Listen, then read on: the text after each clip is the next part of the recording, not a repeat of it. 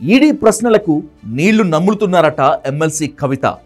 జడివానను dominate చేస్తూ మరీ కురుస్తున్న ప్రశ్నల వర్షానికి ఉక్కిరి బిక్కిరవుతున్నారట కవిత.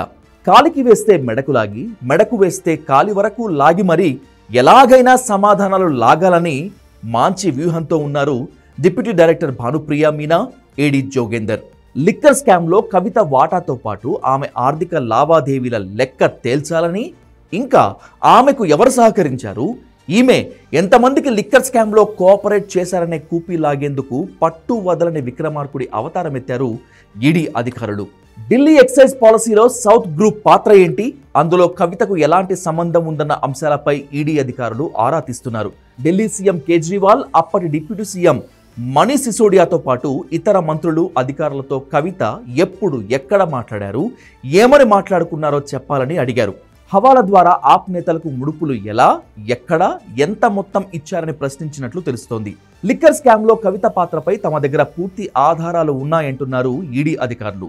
మీరు ఏం చేశారో, మీ పాత్ర ఏమిటో మీరే ఒప్పుకుంటే సరే, లేకపోతే తామే అన్ని ఆధారాలు చూపించి ఒప్పిస్తామని కవితతో చెప్పినట్లు సమాచారం.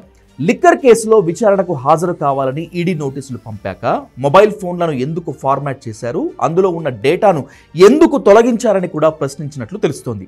ఢిల్లీ లిక్కర్ స్కామ్ ద్వారా మీకు 192 కోట్ల రూపాయల డబ్బు ముట్టింది.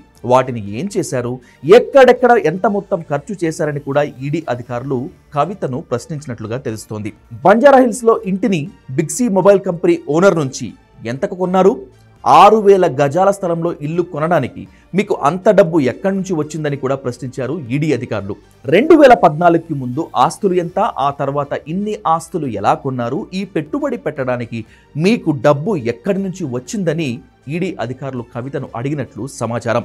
రియల్ ఎస్టేట్ వ్యాపారం చేశారు కదా, ఆ వ్యాపారంలో పెట్టుబడి పెట్టడానికి మీ భర్తకు డబ్బు ఎక్కడి నుంచి వచ్చింది, 100 కోట్ల రూపాయల విలువైన ఈ స్థిరాస్తులు కొనడానికి డబ్బు ఎలా వచ్చిందని కూడా అడిగారు అధికారులు.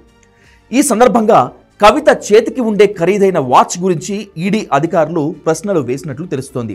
గతంలో మీ చేతికి 1 కోటి రూపాయల ఖరీదైన వాచ్ పెట్టుకున్నారు కదా, అది ఇప్పుడు ఎక్కడుంది, ఆ వాచ్ని మీకు ఎవరు గిఫ్ట్గా ఇచ్చారు, ఎందుకు ఇచ్చారని ప్రశ్నించినట్లు సమాచారం.